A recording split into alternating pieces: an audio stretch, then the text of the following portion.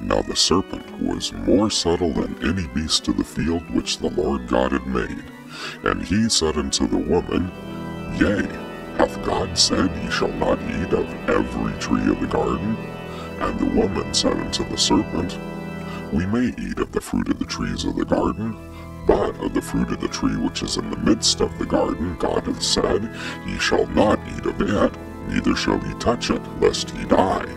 And the serpent said unto the woman, Ye shall not surely die, for God doth know that in the day ye eat thereof, then your eyes shall be opened, and ye shall be as gods, knowing good and evil.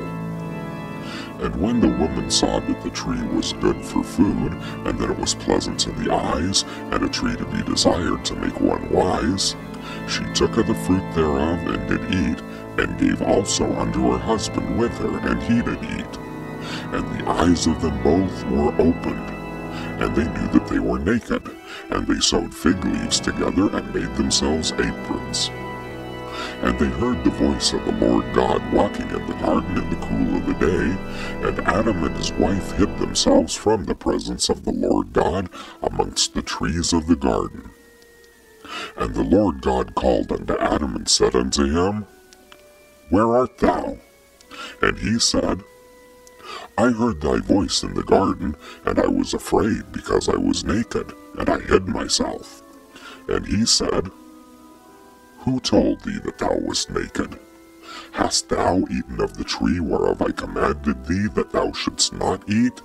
And the man said, The woman whom thou gavest to be with me, she gave me of the tree, and I did eat. And the Lord God said unto the woman, What is this that thou hast done? And the woman said, The serpent beguiled me, and I did eat. And the Lord God said unto the serpent, Because thou hast done this, thou art cursed above all cattle, and above every beast of the field. Upon thy belly shalt thou go, and dust shalt thou eat all the days of thy life. And I will put enmity between thee and the woman, and between thy seed and her seed. It shall bruise thy head, and thou shalt bruise his heel. Unto the woman he said, I will greatly multiply thy sorrow and thy conception. In sorrow thou shalt bring forth children, and thy desire shall be to thy husband, and he shall rule over thee. And unto Adam he said, Because thou hast hearkened unto the voice of thy wife, and hast eaten of the tree of which I commanded thee, saying, Thou shalt not eat of it, cursed is the ground for thy sake. In sorrow shalt thou eat of it all the days of thy life. Thorns also and thistles shall it bring forth to thee, and thou shalt eat the herb of the field. In the sweat of thy face shalt thou eat bread, till thou return unto the ground, for out of it wast thou taken. For dust thou art, and unto dust shalt thou return. And Adam called his wife's name Eve, because she was the mother of all living. Unto Adam and to his wife did the Lord God make coats of skin, and clothed them. And the Lord God said, Behold, the man is become as one of us to know good and evil.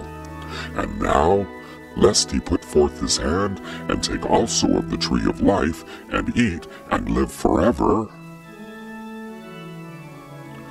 Therefore the Lord God sent him forth from the Garden of Eden to till the ground from whence he was taken.